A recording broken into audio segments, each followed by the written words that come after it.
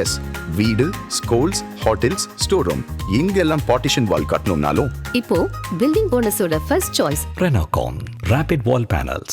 கேரள உள்ளாட்சி தேர்தல் முடிவுகள் அரசியல் கட்சிகளுக்கும் ஆளும் தரப்பிற்கும் முக்கியமான எச்சரிக்கையாக அமைந்துள்ளதாக முதல்வர் பினராயி விஜயன் தெரிவித்துள்ளார். 2 கட்டங்களாக நடைபெற்ற உள்ளாட்சி தேர்தல்களின் ஓட்டுப்பதிவு முடிவுகள் வெளியான நிலையில் யாரும் எதிர்பாராத வகையில் ஆளும் இடதுசாரிகள் ஜனநாயக முன்னணிக்கு பெரும் பின்னடைவு ஏற்பட்டுள்ளது. காங்கிரஸ் தலைமையிலான ஐக்கிய ஜனநாயக முன்னணி அதிக இடங்களில் வெற்றி பெற்றுள்ளது. திருவனந்தபுரம் மேயர் தேர்தலில் பாஜக கூட்டணி வரலாற்று முக்கியத்துவம் வாய்ந்த வெற்றியை பதிவு செய்துள்ளது. இந்த முடிவுகள் மாநில அரசியலில் புதிய விவாதங்களை ஏற்படுத்தியுள்ளது. தேர்தல் தோல்வியை தொடர்ந்து அம்மாநில முதல்வர் பினராயி விஜயன் வெளியிட்டுள்ள அறிக்கையில் இடதுசாரிகள் பெரும் வெற்றியை எதிர்பார்த்திருந்ததாகவும் ஆனால் அந்த இலக்கை அடைய முடியவில்லை என்றும் தெரிவித்துள்ளார். தோல்விக்கான காரணங்கள் குறித்து விரிவான ஆய்வு மேற்கொள்ளப்படும் என்றும் அதன் பின் தேவையான சீர்திருத்த நடவடிக்கைகள் எடுக்கப்படும் என்றும் அவர் கூறியுள்ளார்.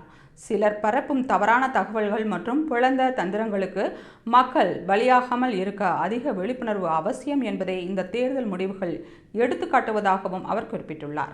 மக்களின் ஆதரவுடன் மீண்டும் முன்னேற கம்யூனிஸ்ட் கூட்டணி சார்பில் விரிவான ஆலோசனைகள் நடத்தி முடிவுகள் எடுக்கப்படும் என்றும் வளர்ச்சி மற்றும் நலத்திட்டங்களை மேலும் வலுப்படுத்த உறுதியுடன் செயல்படுவோம் என்றும் முதல்வர் பினராயி விஜயன் உறுதிபட தெரிவித்துள்ளார்.